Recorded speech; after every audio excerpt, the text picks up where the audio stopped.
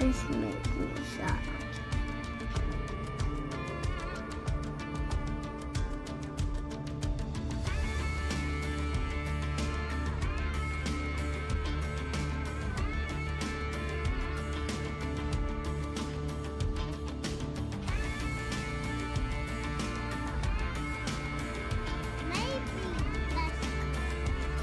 Fucking garbage.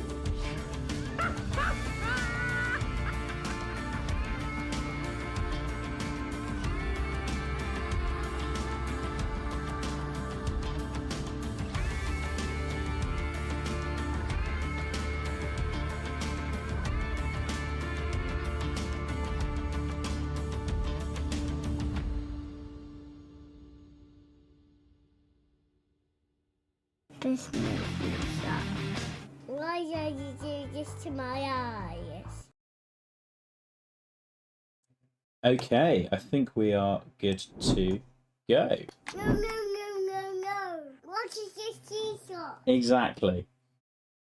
Don't tell him the sound. And all of the blur. So, we're here with World Cup of Design group results. Now, obviously, with this one, cheers, Tex. We've had one of the things we've done has been had a relatively small panel. Benefits of that is you can go really quickly, and so even though it's been kind of a shade over a week since the last courses came through, we've been able to get through all of the groups and have quite a lot of good debate about them as well. Now, what we're going to do is, first of all, I'm going to remind you of the groups that we had. So we ended up post alternates, everyone, etc.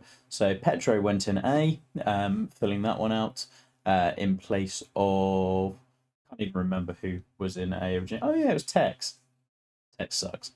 Then in D, Nitro filled in for Eastwood. In E, Yipley for Matty. In G, we lost both Chantres and Kenyon, and you had Grovey and Saucy filling those out. Now, a couple of words about judging and how we go about this. I've made a slight change in how I'm going to reveal these all this year. So, firstly, every judge ranked each course, and what we would typically see is like first place course typically gets 9 because all judges agree, then you get 6, then 3, then 0. I'm not going to be releasing points for each group. I am going to release the order in which the courses came, so you can see which course was first, second, third, fourth. But frankly, I don't think 9630 really does it a lot of justice. It kind of paints an incomplete picture, mainly because, as kind of mentioned, we had a number of really close groups and matchups, and there were quite a few groups where the three of us on each group were all deliberating between two courses really closely. And there were two groups in particular, I think, where this happened, and I'm going to elaborate on those when we go through. And even though those ended up, say, 9630 for argument's sake, it doesn't really do anyone any favours to see, oh yeah, I was 3 points off, it was nowhere close. No, they were really close. We might have all come to the same decision, but there we are. So what we're going to do is we're going to go through each group in order, and I'm going to lay out what judges liked and what judges liked slightly less on each group and each course. So even the best course in the contest, say, not that we know what that is yet, I genuinely don't, has positives and negatives. Like there's things that we can nitpick on just about every course. So hopefully that gives you a little bit more feedback following 3 judges' deliberations and multiple rounds over that course. Anyway, let's get started. So, Group A, we had Petros with Chabig High, and kind of the pros of this one, well, the greens were excellent, really, really good, and interesting hole designs. It was short, therefore it became extremely playable for all kind of levels of golfer, but there was challenge on there. The level of sculpting and execution was generally really high. Environment was well realised, and there were kind of no major weaknesses. On the kind of flip side, what judges maybe liked a little bit less, well, the greens were pretty small, and the small greens got a touch repetitive. Would have been nice also to have a few longer holes for variety as well. And occasionally the environment felt a little bit like it just didn't quite all work together. But like we say, pros and cons, and I figured we'd start off with a good one so that everyone can see that even the best courses get a few of these. Moonrise Cave from Vretnik came in as well. This one was really fun, and anyone who caught my stream, I've kind of replicated that every time I've played this course. Like, I go wild through about 7 holes and then really struggle, and it definitely felt like it got tougher after a kind of hole 7. I want to say that par 3. Pros, the environment and kind of the unique nature of the plot for sure. There were some really impressive par 3s in particular, really well framed, and creativity with green shapes and depths and sizes kind of paid off for the most part. There were a lot of chances taken with this course, and far more paid off than they didn't. Now, one in terms of the cons or like things that we might have liked to see, while the one-shot holes were really, really good, when it kind of added a tee shot in as well, often it felt a little bit forced, and maybe there wasn't always the safe play. A really good example for me was 18, where there's this giant central hazard. The central hazards were probably overused a bit as well, and you couldn't really go left of it, you couldn't really go right of it. You often got bumped into it, and then you had to lay up because there was this big split fairway, and it just kind of left a bit of a sour taste in your mouth occasionally. Classic Matty. So some of the shots were probably a little bit too high tariff, but another positive was everyone commented that this was just a ton of fun to play. Next, we had Victoria Pines.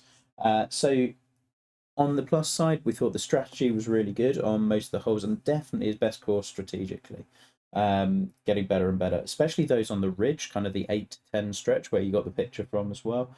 Some really good greens, and the par 3s were interesting as well over the course of the whole thing.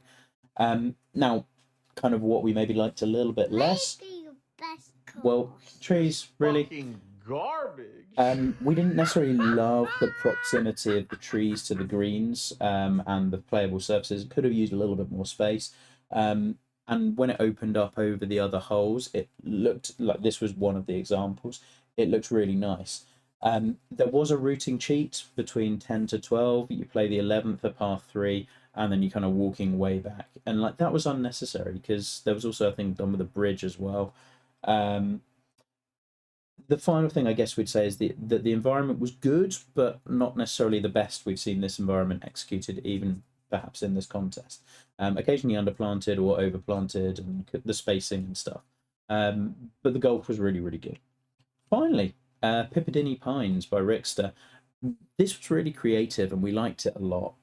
It's fun to play. It tries stuff. It's one of those courses you enjoy playing in a contest because it just does things that give you ideas. I really liked the areas down by the coast as well. Now, as for kind of cons and things that maybe held this one back a little bit, it was way too narrow was the main thing, which does limit your playability. And also the pots were a nice idea, but it's really hard to actually land in them unless you really sculpt the land around them to funnel balls into them. And those were kind of the main things that I think, like sculpting and sizing. I think once you get a handle on that, that will go a lot better. So, takes us to the end of Group A. Now, as for those we thought would go through, I mean, with most of these groups, it's kind of always a battle for second place. Like your top seed rarely messes up and loses out on that. And we had 2 really good ones from the second tier. So in this case, we ended up going.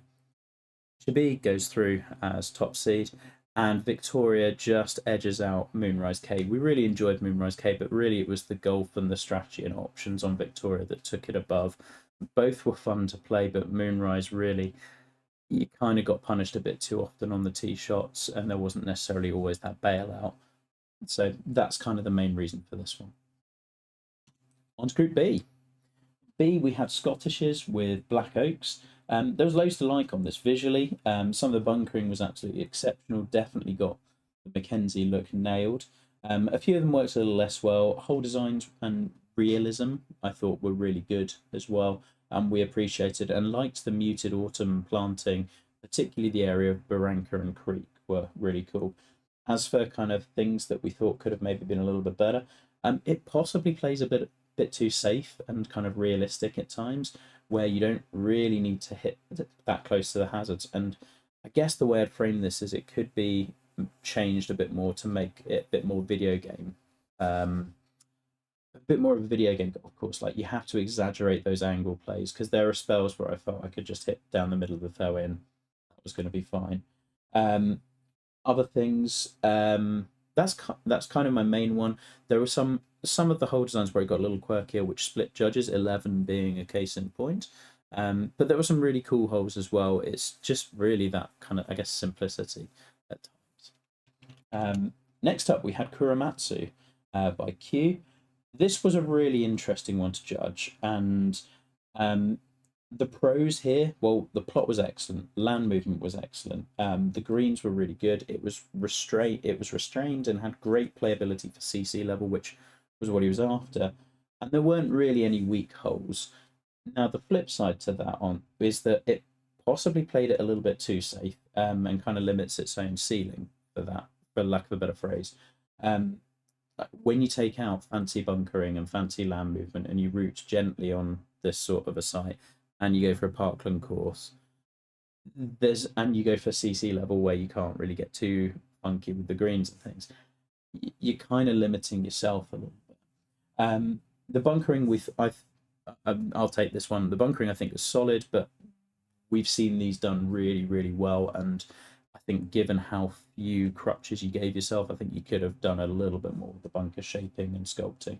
And then I thought the final one we kind of all thought was like, A, we'd have lost the grass, and secondly, could have rooted a little bit more adventurously, but we did appreciate the restraint as well, so it's kind of a balancing act with this one. Hutchinson Prairie from Granger. We really liked the greens on here, and the approach shots we all agreed were really, really good and well done. The variety of shot types was good.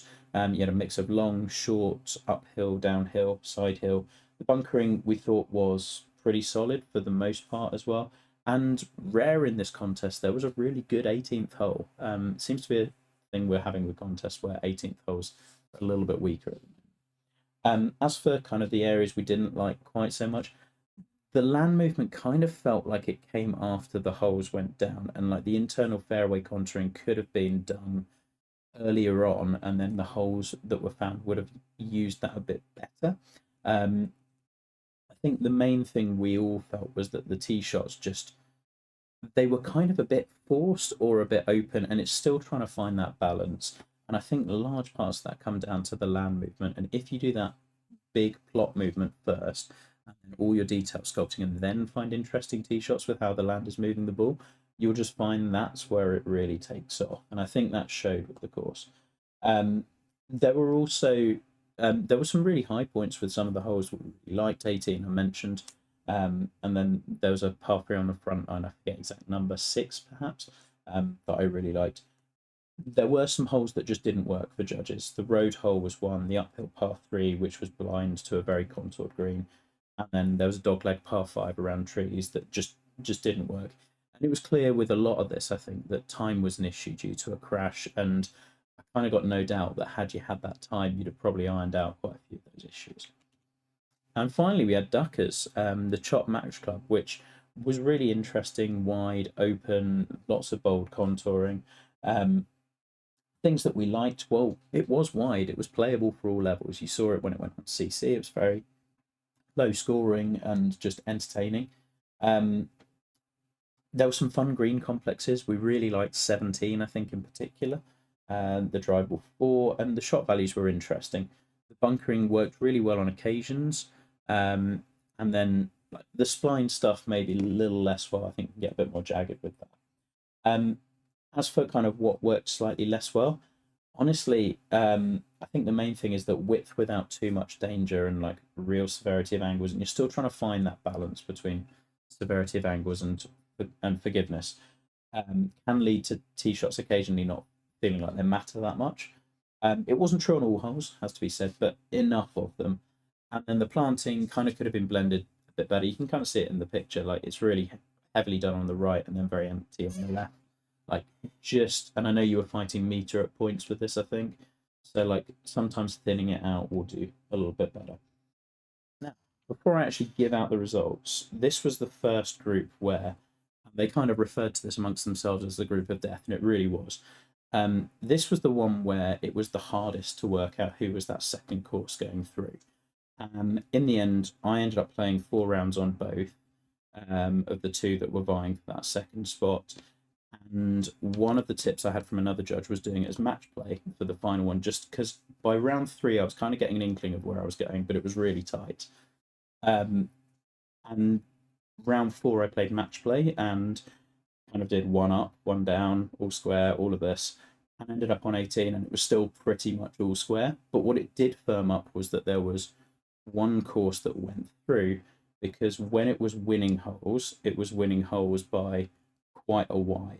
And then when there was, and the other course, when it was winning those matchups, it was only just. So really, it's kind of consistency that was what made the difference for all 3 judges. And when we discussed about this, we all kind of agreed on this, and it's by far and away the closest one we have had, probably. So going through, we had Scottish going through in 1 with Black Oaks. Kurimatsu was the one that just edged out Hutchinson Prairie for 2nd place, and again, based really on just that consistency, and it didn't have the weak holes. Hutchinson probably had some slightly higher highs, but then there were just those 3 holes that really kind of dragged it down a little bit. And it was a little bit of death by 1,000 cuts for stuff like that. So I have no doubt that Granger will be gutted about that, but that's kind of our reasoning, and it really was the closest of all of the ones that we judged. So it's a crazy strong group. Like we said amongst ourselves, Hutchinson sails through some other groups. Chop could go through in other groups as well. Like it's just a rough group. Sometimes that happens. Like the World Cup format is just unforgiving. Like if this isn't a CC or a major where it's like you just rank them all, it's a very different story. But yeah, it's unforgiving. From one strong group to another. C was one that we had our eyes on as soon as kind of the draw was made, and we ended up with Tanner publishing Highland Park. Pros, fairway sculpting was really interesting. The thing that we liked probably the most as a group of judges was the flow and variety within the holes. Like sometimes it was really bold strategy, sometimes it was subtle, sometimes it was extreme, sometimes less so. Sometimes you kind of typically went from short 4. No, if I go through the first 3 holes, you've got short 4, par 3, long 4. You then get a par 5 coming up pretty soon afterwards. There's lots of variety within this. Some really nice green sites. We like the environment as well, and the green contouring was really good for the most part. There's an asterisk by the greens. One thing we did all think was that they could have been amped up a little bit with the slopes. There are a couple that are probably a little bit sedate. Oh, I forgot to mention we did also really like the bunkering as well. Like it's a kind of low profile that we haven't really seen before. Personally felt that a couple of the par 3s were a little bit weaker than the others. I haven't changed my mind on that really through multiple plays. And the other one, I guess, would be that 16 to 18 limp to the finish a little bit. There's some really strong holes before that, but particularly 18 where you can just cut the corner way left, that didn't really work. And even if you couldn't, it perhaps felt a little forced. Pacifico Park by Matt. Pros, as ever, the bunker shaping and sculpting was exceptional. And we really liked that there were those kind of bigger Mackenzie style bunkers that worked really nicely. We really liked the environment for the most part. It's kind of it's really hitting that LA kind of vibe, I guess. We thought the Barranca was understated and nicely done. Same with the Creek as well. The 7th hole in particular was a standout favourite, and like with your courses that follow, please try to do more of this. We really appreciated that sort of interesting land movement off the tee. Now, as for things that we like maybe a little bit less, the strategy of the tee wasn't always as good as on this hole, and I think the tee shots are the main things to focus on still, and requiring good angles into greens, and sometimes it's just taking on a bit more challenge, or putting a bit more challenge in the way. The lack of shorter fours, particularly on the back 9, definitely hurt as well. I would say the back 9 was probably the weaker of the 2, although I did like 18 coming back up as well. And there are a couple of good green sites on there. Just the tee shots maybe could have made a bit more of them, because you could often go down the centre of the fairway with no real issues. And in video game golf, you kind of need to challenge that a little bit. We then had Black Betty Basin by Honey Badger, the second of our Pine Valley trilogy in this contest. Pros, the environment was awesome. It's the best looking Pine Valley we've seen since Blue River Dunes. Sorry, Wes. Particularly for the bunkering and the way that kind of bleeds into the landscape, you can kind of see that it nails that non-formalized Pine Valley style bunkering. The full colors really helped. And the other thing that was great was the scaling and spacing, which again nailed. The par threes we thought as a set were excellent. Some particularly strong holes, and the green site variety was really good. Now the flip side is that while there were some really strong holes, there were also some holes that just did not work, or some decisions that we definitely wouldn't have made. You either have the club or you don't on 13 and 18. 13, we all agree, would be better if you lost the fairway to the right.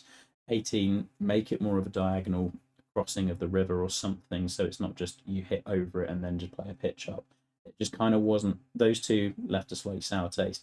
Additionally, there were probably one too many uphill par 4 where it's just a diagonal carry. Those are ones where it kind of felt a bit similar.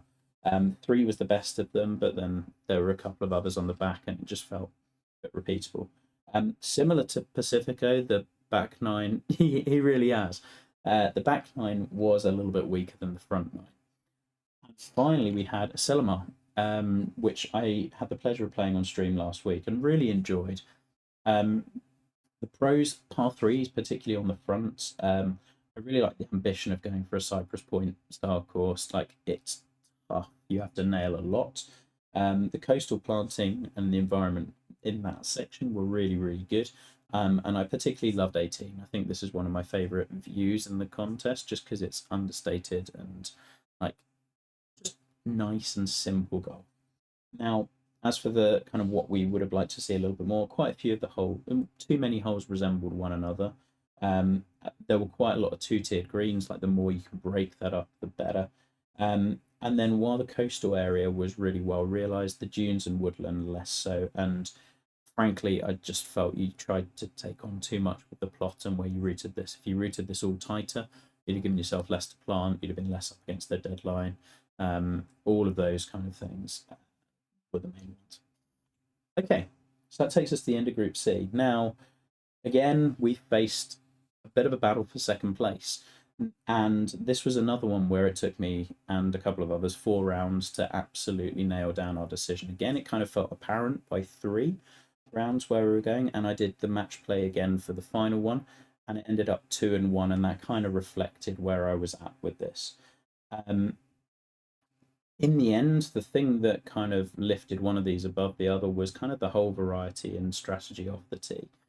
So we end up with Highland Park going through first. Black Betty Basin goes through second. The highs were really good. There are some weak holes, but Pacifico really loses out because of that back 9 short par 4 variety that just would have lifted it above.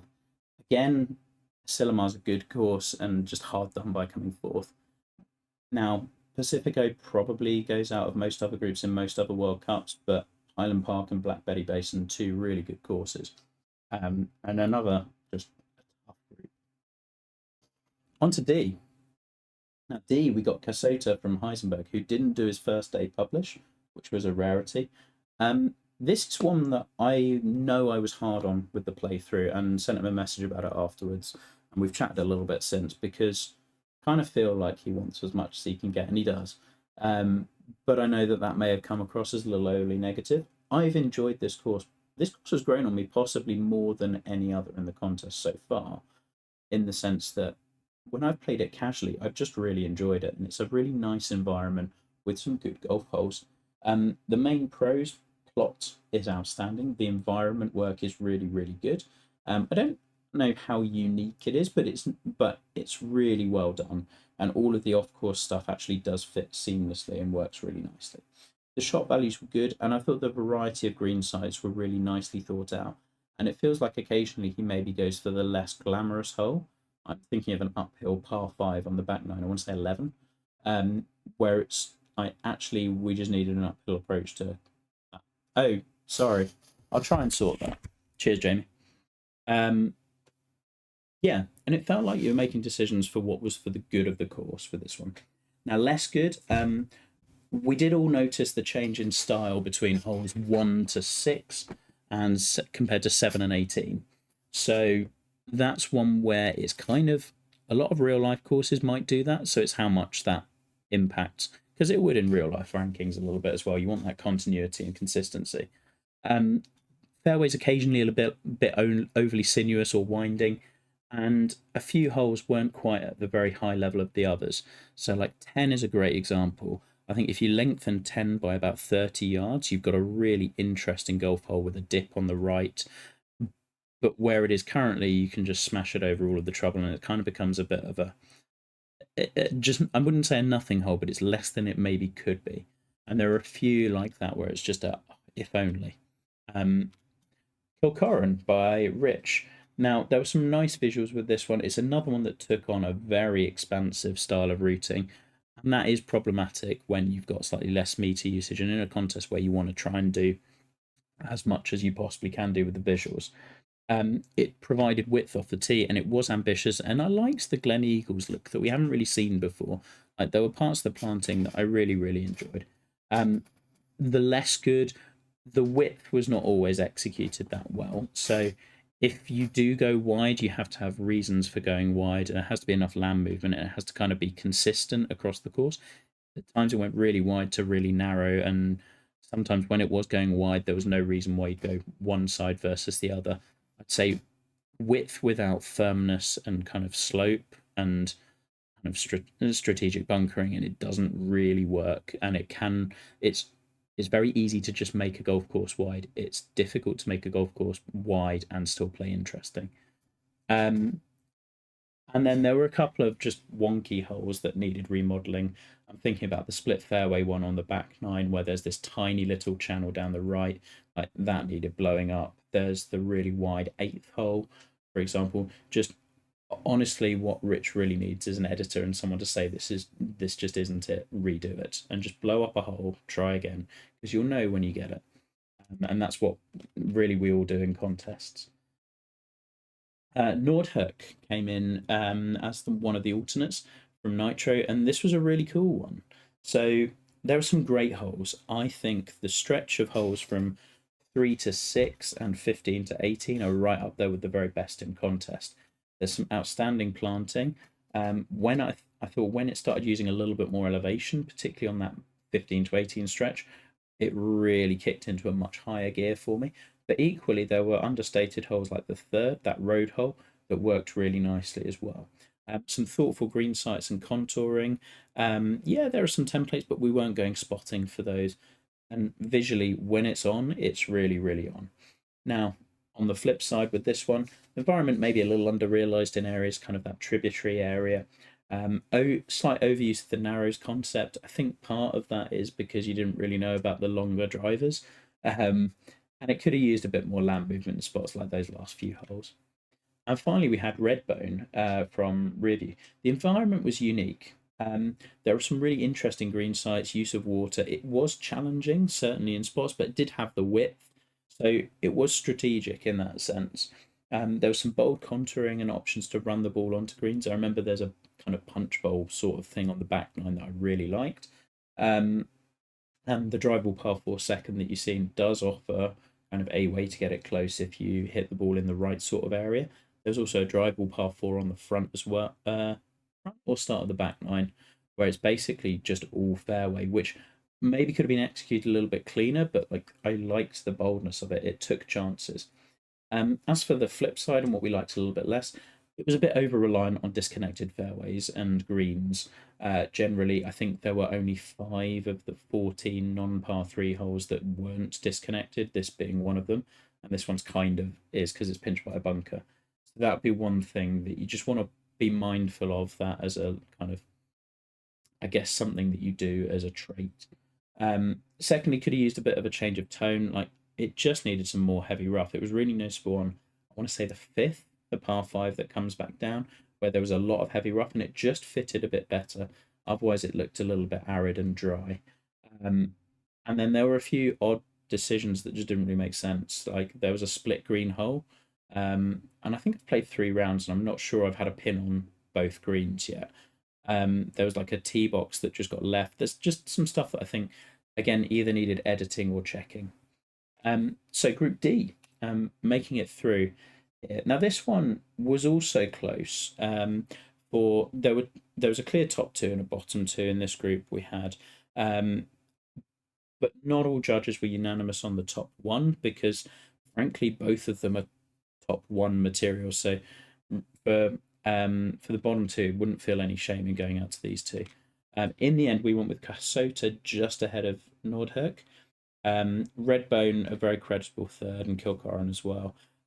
Basically just ran into two buzzsaws with really strong courses, and those will be ones to watch, I think, but the further they go.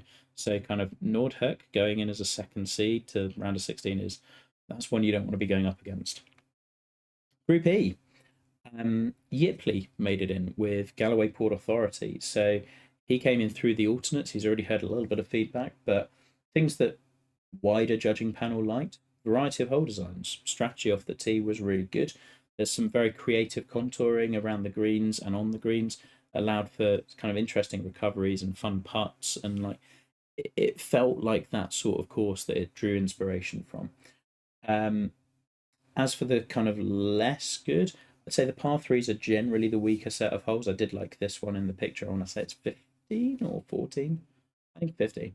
There was an obvious shortcut on the third that you'd want to protect against, and I would have liked a little bit more dunes land rather than the ports on three of the four sides.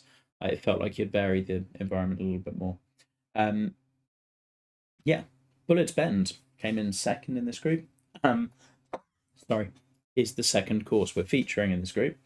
There are some strategic hole designs here that we did like, case in point being the par 5 pictured, and some nice green sites. Like, there was a lot of coast, and when you did use that, we really appreciated it. There was also some thoughtful green contouring, which used really nicely as defence. I think about the drive par 4 9th, I want to say, which every time I've played it, I feel like it should be easy, and I just somehow end up making par. Now, the cons are kind of flip sides of when you don't quite nail those things that you do really well. So, like, they can be strengths, and then when you don't quite get it, they fall apart a little bit more. So, like, you used a lot of the ocean, but the green sites weren't necessarily always tied to them, and then we got the inland water. We are on Group E, Tex. Repeated use of holes between ridges, for example. Now, we felt like maybe this is because the holes were laid out and then the dune ridges were chucked up afterwards. Try and do more of the plot stuff beforehand, route over, or if it was the case that they weren't done like that, route over them, put greens on the top, things like that. Some holes were kind of lacking a bit of strategy or misses. A good example here was 10, where you could just whack it way left onto a light rough driving range and you had a preferential angle and a short approach shot, rather than playing way to the right and taking on any of the hazards. And then equally, while some greens were really thoughtfully contoured, occasionally they just went a bit extreme. I think what you need is really the experience of just that feedback of like, yep, this is where it's at, this one less so, and you'll find the level. 15 was a great example of a par 3 that was just overdone. It was on a great green site, and then the green itself was just very difficult to hold. Wasquamset next from Axel von Fersen. Now, pros, solid execution of most things. The whole strategy is there. You can tell that you're thinking about that sort of stuff. There's some nice looks over the plot where you got views of multiple holes, and like there's an interesting color scheme as well. Now, things that we liked a little bit less, it does over defend against angles quite a lot, and you kind of need to play almost off the fairway to get an angle into the green, so you may as well just hit down the middle. Just be a bit mindful of that one. The plot we felt was a little bit awkward with the land movement and it being sunken down in a bowl, and then there was the housing. There are just a couple of curious decisions with the plot, like the housing development between the land and the sea, meaning that you could, between the course and the sea, meaning you didn't get any of those views that you could have had. It's just, I think, a bit more development, similar to some of the other courses. The more you develop the plot at the start, I think the more interesting holes you're going to get. And then the other one I've mentioned to you is tie-ins and just like scaling of planting, go gradual, sculpting, make it go from like the man-made and make that kind of indecipherable between what is you and what was there before as much as possible. And finally, Old Kennebunk River. No, Rhino's about to go out in the next group. So Charlie's course, which we really liked, was an understated course, and like this was, it's just kind of classy with what it was. The variety of par fours we thought was really good, big picture strategy stuff, and like that kind of variety between short and long and draw and fade. It did really nicely. The strategy itself was subtle, so you had to be kind of going and looking for it, but you also, by that means, weren't out of play if you went to the wrong side of the fairway. We felt like you always had a shot, which was nice. The routing was therefore really effective. Like some of the little clustering and views of the clubhouse were really nice. It does everything pretty well. Cons. One judge has written down that there was an abundant overuse of housing. Take from that what you will, but it felt like planting and environment detail work is something that I know you're not a massive fan of. I think that will be one that you want to keep working at. Secondly, this is one more from me. I think you could take a few more chances with how you do route, particularly in a contest where you want to stand out and like have people going, oh yeah, it was that hole because that did that really bold thing, and you kind of have to over exaggerate a little bit. Kind of similar to what I was saying with Black Oaks. Like if you go too realistic, it maybe doesn't stick with people in a video game where you have this sandbox and you can do everything you want. And yeah, that planting detail work was the last one as well. So Group E finished up. Now, this was one of the rare ones where judges weren't totally in agreement. We were totally in agreement on the two that were going through and the two that were not. We felt there was a clear top two and bottom two, but as for which way round they were, we kind of disagreed between the three of us, and eventually thrashed it out. So going through, Galloway Port Authority takes the group just from Old Kennebunk River, with Wasquamset and Bullard's Bend unfortunately not moving on. And they will face people coming from Group F. So we have Maxwell Plantation, which has just been on Kinetic, which we cannot wait to see Seamount play tonight. So please do encourage him. Pros of this one, hole designs. The hole designs were really good and really interesting, particularly the short fours. Thought were outstanding and like thought provoking, and there were real consequences to exactly, Trace. There were real consequences to missing in the wrong spot. 13 is a great case in point. The options were there off the tee. You could play it safely as you want, and you just push the trouble back later on. It's not trying to be an easy course. It was unashamed about what it was doing. We also really like the environment. Like the full autumn look is really good, and done nicely. Now, as for the kind of cons or the judges liked a little bit less, it is really penal in spots, and there are points where like you do get what feels like a good shot will run off, and that takes a little bit of getting used to for sure. And you will have known that was a critique when you were building the thing. Secondly, the other one was there's some surfacing / planting issues, rocks in the fairway, grass in the fairway. Like there's some stuff where you could have been a little bit neater or changed how you were doing it, i.e. putting just the rocks on the other side, things like that. And then bunkering sometimes in slightly odd spots. I'm thinking behind this, you shot par round one this week could work. I'm thinking bunkers by the left green, for example. Not realistic rock work. No, we rarely mow fairway around rocks. But yeah, as ever, we're going to mention things that judges liked and things that judges commented on. Those sorts of things. So yeah, but loads of good that we did enjoy. Cypria. Positives. Really like the ambition of this one and scaling it kind of like in a really nice way. It made me think back to kind of like stuff that I put out in my first few courses of just like you've got this big expansive tropical plot and like you're trying to use the coast as much as possible, and there's this low dramatic lighting, all of these things. Planting environment were really nice, and I liked the expansive routing, which made it feel like it was like a destination course. The clubhouse was also outstanding, which we really liked as well. As for kind of the less good, I think the main thing to take away from my playthrough, if you haven't seen that yet, and other judges' takes, was the strategy off the tee. Like, you've got to blend that in with the greens and make it so that there's preferred angles. Otherwise, people will just hit down the middle and it kind of loses interest a little bit quicker. And that's kind of tied in with the green complexes and the sculpting of them. Make it so that they reward those angles and kind of keep people coming back for the playability rather than just the looks. Wyferton Downs from McConnell as well was next up. This was, of all the courses to judge, this was just mental.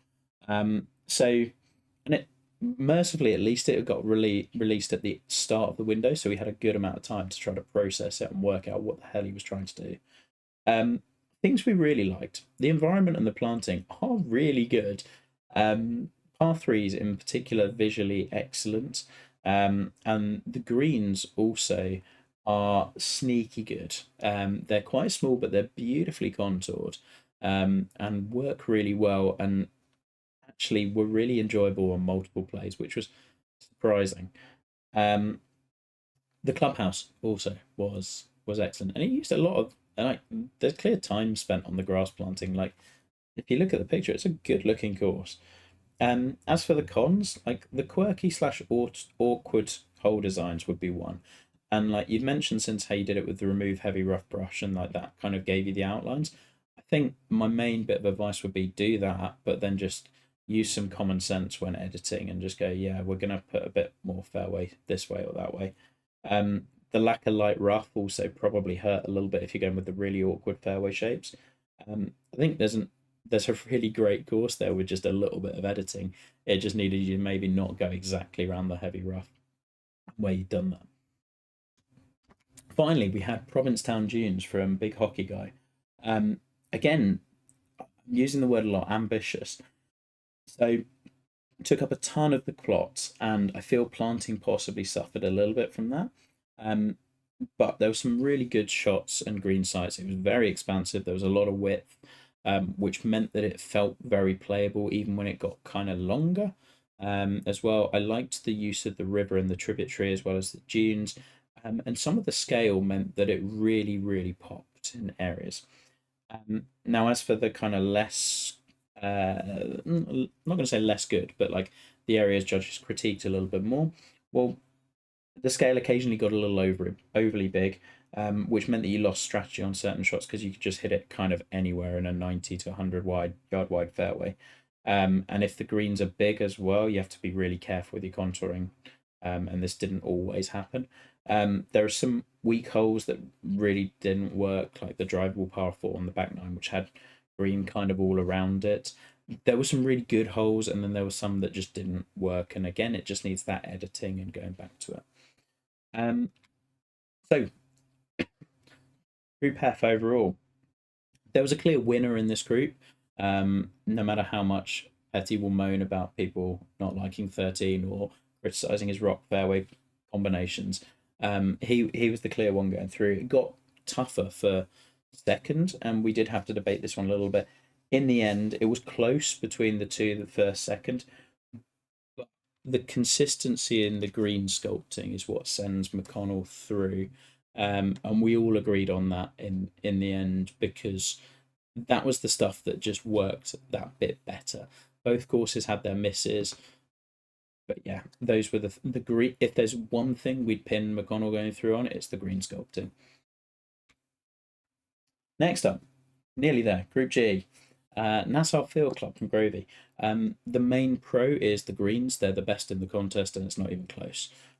They are really good, really interesting. Another pro is like the realism. It definitely felt like you were rooted in this sort of a course, like this course could exist in real life. That's, as mentioned, both kind of a pro and a con, because you kind of need to gamify it just a little bit to really exaggerate some of those angles at times, particularly off the tee. Back to the pros, the environment, which seems like he's come a long way with his planting. It looks really nice. It really suits the land it's on. The big views work really nicely as well. Other things, strategic design, and like each individual hole as you're playing on it, like felt like it posed a challenge and you had to think about what you were doing. Now, the flip side of that is kind of the memorability. One thing that we did find was that we remembered coming off loving it, but it's really hard to remember individual holes and go, oh yeah, 13 was that one. Part of that is because of the kind of the way you design the holes around the greens. Like greens are, I might remember a feature, but it's hard to pin that back to an entire hole rather than a tee shot, say, or an approach shot. Part of that's also the hole variety. Like it could have used a shorter par four on the back nine, like one or two par threes. We've kind of Grovey and I've chatted offline about this as well. It'll be it's things like yes, maybe Garden City does this, or but doesn't necessarily mean you have to take that exactly. And like part of that is also that's what you wanted to do. Could have used a bit more challenge potentially on the line of charm. Penal equals more memorable. I don't know about that. And then I don't. I mean, there were a lot of disconnected fairways, but they didn't feel like they were done any. Like, that wasn't really viewed as a negative, but I know I've mentioned it in my playthrough, so I wanted to raise it here. Enchanted Rock by Pat Lavar. Now, pros of this one, the plot, the environment, creativity. I would say those rival Casota Hill for the best in contest in how well realized those three aspects were. There were some great holes and really interesting kind of choice of how you would sometimes route the holes across the sides of hills. Like use of slope was really interesting as well. The misses were definitely in play. Like you went for a more severe level of course, and definitely felt like you accomplished that. Like I definitely felt at points if I'm off the fairway, I'm screwed. Creative use of camber and yeah, like I say, nailed the challenge level that you were after. Cons, all of the judges kind of wish that the river was used a little bit more visually. You see it on one, and you kind of get it blocked quite a lot after that. There's like some tee shots where there's a tree, like there's a really clear view, and then there's trees in the way and things like that. That was one major thing. It kind of felt like the course almost deliberately moved away from what would have been a real highlight feature that we loved seeing on the first hole. Overuse of a few ideas as well. So like the downhill par threes, line mouth complex occasionally kind of got overused as well. But yeah, coming back to the pros of this one, like I don't think I've seen a much more creative or like nailed environment than this in a while, and I really just enjoyed browsing around and seeing the planting. It was very cool. Sweet Honey Farm by Saucy. This one grew on judges with multiple plays. Like it does a lot of things very, very well, and it's sneaky good in that regard. Strategically very sound with some interesting like shots and questions that it asks of you. Some careful shot sculpting really allows good shot making into greens, and like it did a lot with a plot that doesn't look like it will do lots. Which and you didn't chuck loads of trees in the way or anything like that. It's very open. It could have fallen flat, and it really didn't. So, and this was our second alternate that made it through with Saucy. As for the cons, there are a few repeated ideas with like how you were placing bunkers, green sites, etc. The greens occasionally do get a bit big as well, and I think the main one is like the planting could just use a little bit more time and depth and detail. A good example is the tree line that you'll see here.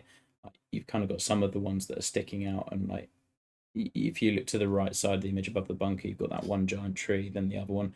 Like that's the sort of thing you'd want to tighten up on, and also just the depth and detail of like some underbrush or like what are you doing when you're not off the fairway, kind of the remove heavy rough as well, sort of thing. And finally, we had Pontip Garden Club, which I think was the one I closed out my playthroughs with. It has some really nice ideas, and it was a cool take on the Naples, Florida look, which is something we haven't necessarily seen before. I really liked some of the creative hole designs, so like that dogleg par four around the water was like the fact that it kept doglegging meant you really had to take it on, and kind of I guess going into that penal school of architecture, like there were shots you just had to hit here.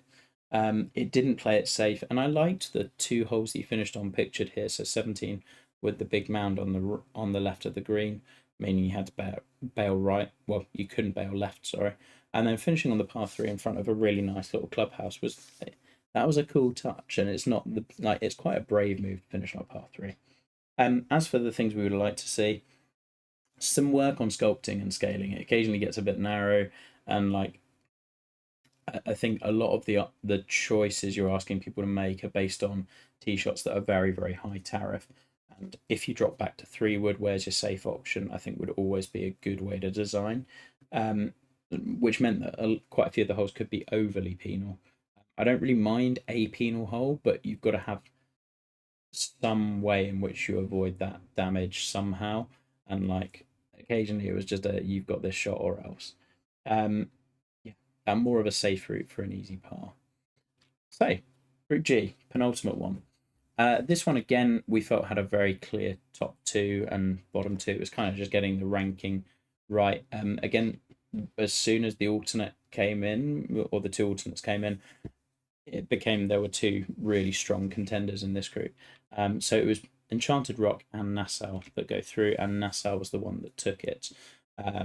Based like the green complexes, right, leave that above a lot of courses. That was the main feature we thought that we liked the most. Finally, Group H. Geyser's Ruins of Spaghetti was the first one we had. So positives with this one, we had the routing was outstanding on a really severe plot, and it takes an awful amount of skill to be able to do that and come up with interesting holes that don't feel crazy severe. Like there was a lot of good going on, and it kind of works really gently with a very bold plot, which I'm very envious of. Lots of interesting holes, varied set of challenging but fun greens for the most part, and fair mostly. Managed to pull off being difficult while also allowing for that kind of width and angles, which again, we've said it a lot, width does not necessarily always work, and it worked really well here. The rock work, bunkering, planting, surfacing, generally here fantastic, as kind of you'd expect from Geyser. As for like the Might of Light, I'd have liked a little bit more light rough, and a few of the greens were perhaps a little bit extreme, but there's a lot to like about this one. It's really fun, and it was cool to see you take on a fantasy style course for this one. Next up, we had Seb with South Homer Bluff. True to what you envisioned, it was very bold, and that was a pro. Like there were big ideas here, as in the landman kind of mold. And like there was clear thought given to the hole designs in that there was width that mattered, lots of strategy, interesting hole designs, and for the most part, the ambition it paid off. It was fun to play as well. Like it felt like you could do things kind of differently and take on interesting shots, and that matters a lot in contests.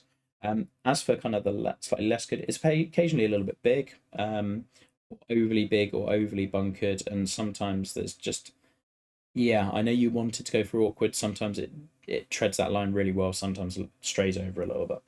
A few of the greens were very narrow and kind of also if there are a couple of judges who play with short drivers, a couple of them found it very tough with the shorter driver in particular, with some of the carries that were required. Clementon, the third of our Pine Valley trilogy. There were some nice holes here that we liked that really worked the angles well. Kind of got that muted Pine Valley look, and like the holes secluded in their own little environments. The thing, it was simplistic and focused, but I think probably against the other 2 Pine Valleys as well, the planting is the thing that doesn't quite leap out in the way that the others do. Equally, the size and scaling compared to, say, a Black Betty isn't quite there either. I think the other thing we mainly felt was the plot generally is a bit too flat. More Pine Valley, which limited the variety of hole designs that you could maybe go for. And if you're not really going for the boldness of the bunkering, or rather the intimidation of the bunkering or the elevation, you're kind of losing a lot of what you really want to get with Pine Valley out of this one. And finally, Sharktooth Rock. This is Metatropics. Excuse me, fighting in a non-stop cough. There was some nice planting and like interesting kind of tiered plot design, as you can see from here, which did create some nice big views. There are some interesting whole ideas, not necessarily all of them paid off, but like you took chances, which we appreciated. It's a bold plot. Some of the waste areas worked really nicely as well and added kind of creativity in how you introduce the holes. As for kind of the less good, there was some, as my kind of playthrough should have shown, there's some technical issues as well. A few awkward holes that you'd want to remodel, and like particularly look at sightlines. I was not the only judge to comment on the fact that there was like too much on the tee on every single hole, and like just sometimes less is more. So like really focus on sightlines, hazard visibility, things like that. So then, final group, Group H. This one was one of our simpler ones to judge. We felt there was a really clear best, a really clear second best in this group, and I won't belabor it too much. Geyser goes through first with Ruins of Spaghetti, and then Seb with South Homer Bluff makes it through in second. Clementon and Sharktooth both solid courses, but just can't quite live with the strategy and execution of those first two. Which takes us to the bracket finally after nearly an hour. Sheesh. So this is what we're left with. And scores at the moment are because I've just taken this straight from the judging spreadsheet, which is a work of art, I might add. So we have round of 16 and then quarterfinals, and then I'm probably going to do a short stream after that. It will be shorter, I promise. But I wanted to say something about every single course of meaning. So Chibig against Kuromatsu in the top left corner, and the winner of that will play the winner of Highland Park or Nordhoek Golf Links, which is a real doozy up in that one. So one of those four makes it through to semi-finals, which is going to be entertaining. Then in the bottom left-hand corner, you've got Galloway versus McConnell's Gem, followed by Nassau Field Club and South Homer Bluff. So, Seb feels happy. And so, yeah. Top right, you've then got Kasota and Black Betty, which I think another really interesting matchup. Black Oaks versus Victoria Pines. And then the final ones, you got Petty's Penal Maxwell Plantation versus Charlie's Not Penal Old Kennebunk River. Judges don't like penal, so that's obviously decided for Petty. And then finally, you got Enchanted Rock against Ruins of Spaghetti, so all of the rocks in the bottom right as well. So the plan is we are going to be going through round of 16 judging has commenced, or will be commencing pretty shortly. We're going to do that and quarterfinals in one go, pretty much. My intention is to have that done by middle of next week, and then try to go from there. And then I'm hoping once we've done that, it'll be pretty quick. But yeah, I couldn't tell you a winner from this point, so you can kind of guess on your own. Now, just to close it out, as ever, there are going to be decisions that people disagree with. That's absolutely fine. It's always the way. What I would always suggest is if you've lost out to a course that you feel like we all know our courses really, really well. Like we all love our courses, and you get kind of blind to their imperfections. My one bit of advice, having been second in so many of these things and gone down this route before, go and play the course that beat yours and go in a positive mindset of what did they do well rather than what did they not do. Because when you start looking at it that way, you start feeling a lot better about all of it. The community does always win. Right, I have promised Panda for the longest time I'm going to play his course. So what I'm going to do is I'm going to cut this stream. There are some, Ducker, yes. Most judges have not taken notes because my playthrough forms the bulk of them. And then this stream being a bit longer where I talk through a little bit more kind of forms in some of the other parts of the notes. But if there were a couple of judges who were taking notes, if they have them, I'll forward them if you would like. So yeah, I'm going to cut this stream and then we're going to go and play Pandas and we can just debrief on there. But yeah, thank you all for watching. See you in a second.